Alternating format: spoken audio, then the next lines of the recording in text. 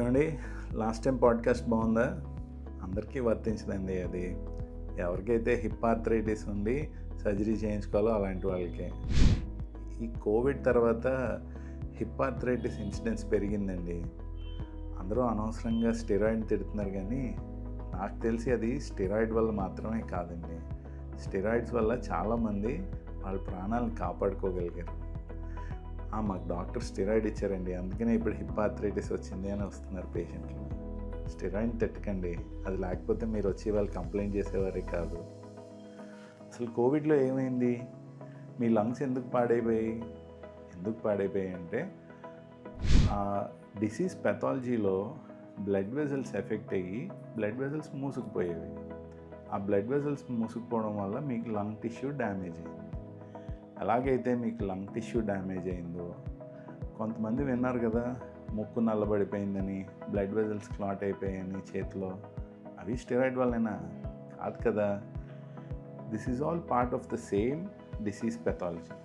ఎలాగైతే అక్కడ blood vessels affect అయ్యి లంగ్ టిష్యూ డ్యామేజ్ లేకపోతే నేజల్ మ్యూకర్మైకోసిస్లో వచ్చాయో, అలాగే హిప్ జాయింట్ బ్లడ్ సప్లై కూడా డ్యామేజ్ అయిందన్నమాట. ఎంటైర్లీ స్టెరాయిడ్ వల్ల ఇదైంది అన్నమాటకు స్టెరాయిడ్ని బ్లేమ్ చేయకండి. And don't be upset that it's the steroid that has caused all this problems. Avascular necrosis was a expected outcome of the disease pathology that happened with Covid. ఏదైనా ఫైనల్గా treatment ఏంటో తెలుసుకోవాలి కదా. చాలా స్టడీస్ జరిగాయండి ప్రపంచవ్యాప్తంగా. ఆ బోన్కి హోల్స్ పెట్టడాలు, వాటిల్లో ఇంజెక్షన్స్ ఇవ్వడాలు, ఈ ప్లాస్మా థెరపీలు, వీటన్నిటి వల్ల ఎంతవరకు ఉపయోగం ఉన్నది అన్నది డౌట్ఫుల్.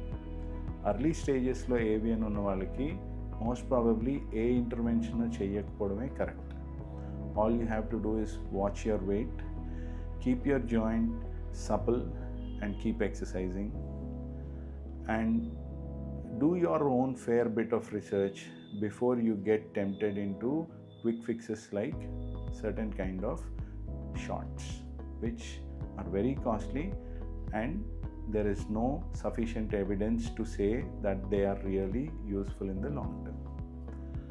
అదే మీరు అడ్వాన్స్డ్ ఆర్థరైటిస్ ఉన్నవాళ్ళు అనుకోండి, ఏవియన్ స్టేజ్ 3, స్టేజ్ 4 అని అంటారో, వాళ్ళకి మటుకు డెఫినెట్గా total hip replacement is a very viable long term solution. అందరికీ హిప్ రీప్లేస్మెంట్ అవసరం అవుతుందా అంటే, నా ప్రాక్టీస్లో నేను చూసిన వాళ్ళలో చాలా తక్కువ పర్సంటేజ్ మంది ఆ గ్రేడ్ 3, గ్రేడ్ 4 ఆర్థరైడ్ ఏవియన్కి ప్రోగ్రెస్ అయ్యారు. చాలామంది ఆ స్టేజ్ 1, స్టేజ్ 2లోనే ఆగిపోయారు. రివర్స్ అయిపోయిందా అంటే అది మరి నాకు తెలియదండి. I think they don't progress to stage 3 and stage 4 very fast. ఓకేనా? Every hip pain after COVID is not arthritis, and every AVN is not because of steroid, and more importantly all AVNs do not require surgeries. అన్నిటికన్నా important, ఇంజెక్షన్లు అవి చేయించుకోవడానికి tempt అయ్యే ముందు do a good research, talk to a good number of people and ensure you are getting the right treatment.